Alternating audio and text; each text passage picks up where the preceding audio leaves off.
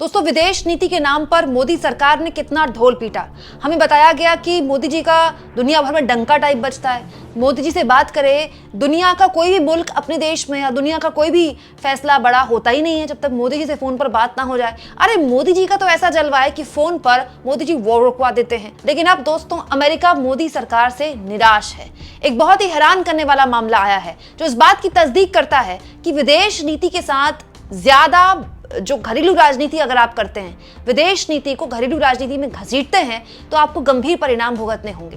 दोस्तों, 2 दिन से लगातार, आज तो खैर संसद नहीं चल रही है, लेकिन 2 दिन लगातार संसद में जबरदस्त हंगामा किया बीजेपी के सांसदों ने। निशिकांत दुबे ने लोकसभा के अंदर और राज्यसभा के अंदर अलग अलग नेताओं द्वारा, खासतौर पर दोस्तों सुधांशु त्रिवेदी द्वारा यह बताया गया कि कैसे एक त्रिकोण रचा गया है जिसमें जॉर्ज सोरोस हैं, राहुल गांधी है और विदेश की एक मीडिया रिपोर्ट है जिसमें भारत की अर्थव्यवस्था को अस्थिर किया जा रहा है।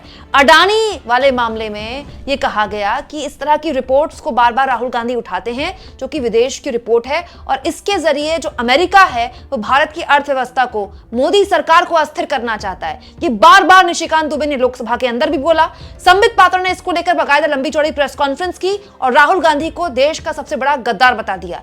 लेकिन अब इस पूरे के पूरे मामले में दोस्तों अमेरिका ने बयान जारी कर दिया है। जी हां, यह मामला बेहद गंभीर हो गया है।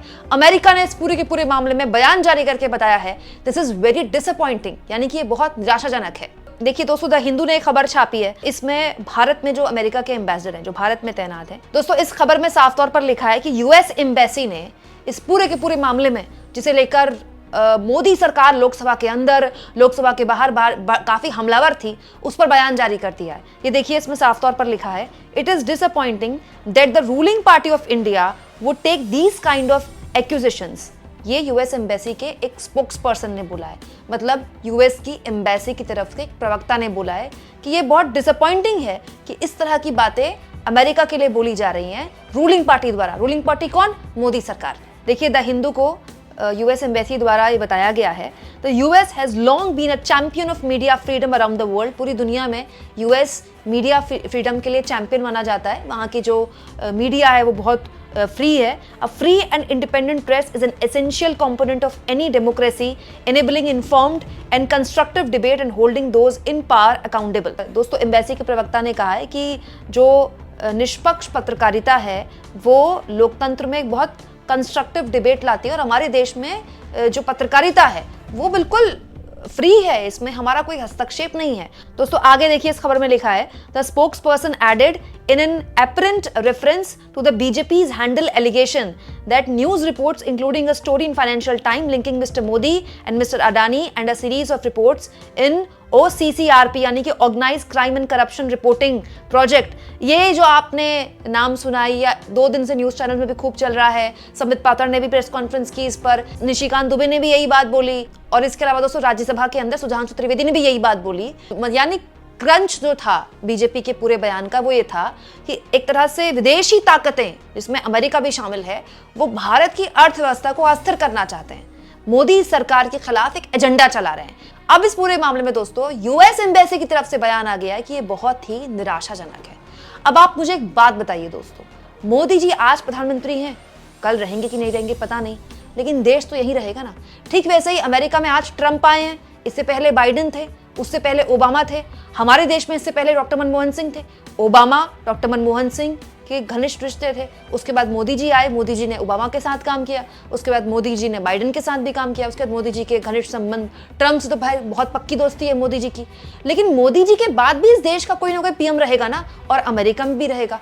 तो दोस्तों 2 देशों के जो संबंध होते हैं ना, वो 2 नेताओं और 2 सरकारों से कहीं बड़े होते हैं। दोस्तों इस तरह की बातें अगर लोकसभा के अंदर कोई सांसद बोल रहा है बीजेपी का, तो क्या उसको अंदाजा है कि वो भारत की विदेश नीति को एक तरह से नुकसान पहुंचा सकता है? मतलब ये कैसे हो सकता है दोस्तों कि एक तरफ तो मीडिया वाले बताते हैं कि मोदी जी का अमेरिका में डंका बज गया, मोदी मोदी के नारे लग गए, ट्रंप मोदी के फैन हो गए, बाइडेन मोदी के फैन हो गए, मोदी जी पर पूरा अमेरिका निहाल है। फिर दूसरी ओर यही बीजेपी वाले कहते हैं कि अमेरिका या विदेश में साजिश रची जा रही है मोदी जी के खिलाफ, भारत की इकोनॉमी के खिलाफ। ये 2 बातें एक साथ कैसी हो सकती हैं? दोस्तों इसी को लेकर कांग्रेस पार्टी की प्रवक्ता सुप्रिया सुनेत ने बेहद आपत्ति जताते हुए कहा है, विश्व गुरु विश्व बंधु का तो पता नहीं, लेकिन अडानी के बचाव में उतारू बीजेपी विश्व में हिंदुस्तान की साख गिराने पर आखिर क्यों आमादा है? बीजेपी ने मूर्खतापूर्वक टिप्पणियां करके अमेरिका के ऊपर मोदी विरोधी होने का आरोप लगाते हुए कह दिया था कि अमेरिका मोदी सरकार को अस्थिर करना चाहता है। अब उस पर अमेरिका ने पलटकर दो टूक जवाब दे दिया। ये निराशाजनक है कि भारत में सत्तारूढ़ दल इस तरह के आरोप लगा रहा है। अमेरिका दुनिया भर में मीडिया की स्वतंत्रता का चैंपियन रहा है। मीडिया की खबरों में कोई दखल नहीं होता। स्वतंत्र प्रेस लोकतंत्र में सत्ता में बैठे लोगों को जवाबदेह बनाता है। याद रहे, बीजेपी और उसके अकल से पैदल सांसदों और मंत्रियों ने कहा था कि अमेरिका मोदी की सरकार के खिलाफ और वो ओसीसी, आरपी एवं अन्य विदेशी मीडिया को पैसे देकर मोदी विरोधी एजेंडा चला रहा है। अडानी को बचाने के लिए नरेंद्र मोदी देश हित को भी परे रखकर क्या क्या करेंगे, बस देखते जाइए। दोस्तों, विपक्ष का जो भी आरोप है, हम एक टिप्पणी के तौर पर इस आरोप को ले सकते हैं, लेकिन ये मामला संगीन है।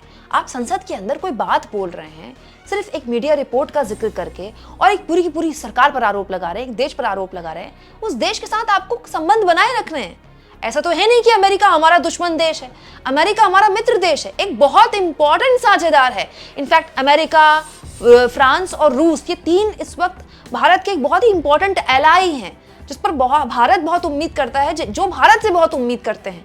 ये सब तब हो रहा है दोस्तों जब बगल में चीन बैठा हमको आंख दिखाता है, बात बात पर आंख दिखाता है। कभी लगातार ट्रेड डेफिसिट के नाम पर हमें आंख दिखाई जाती है। तो अमेरिका, फ्रांस और रूस, ये तीन देश ऐसे हैं जिनके साथ हम अपना एलाई ढूंढते हैं ताकि हम चीन का मुकाबला कर सके। लेकिन आप देखिए, सरकार को प्रोटेक्ट करने के लिए बीजेपी के लोग संसद के अंदर इस तरह की बयानबाजी कर रहे हैं और उसके बाद मुंह की खा रहे हैं। अब आप मुझे बताइए, कल को अमेरिका के साथ रिश्ते खराब हो गए, मतलब आप सोचिए, अमेरिका के साथ आप क्या इस मामले में रिश्ते खराब करेंगे कि सदन के अंदर राहुल गांधी ने अडानी के मुद्दे पर बहस कराने की मांग कर दी, इस बात पर आप अमेरिका से रिश्ते खराब कर लेंगे? मतलब अडानी इतनी बड़ी चीज हो गई क्या? अडानी इतना बड़ा आदमी हो गया क्या कि जिसके लिए आप अमेरिका से भिड़ रहे हैं, जिसके लिए आप अमेरिका पर आरोप लगा रहे हैं? मैं तो ये सोच रही हूं दोस्तों, कल को मोदी जी के परम मित्र ट्रंप साहब बनेंगे औपचारिक तौर पर, जब वो राष्ट्रपति का पद संभालेंगे।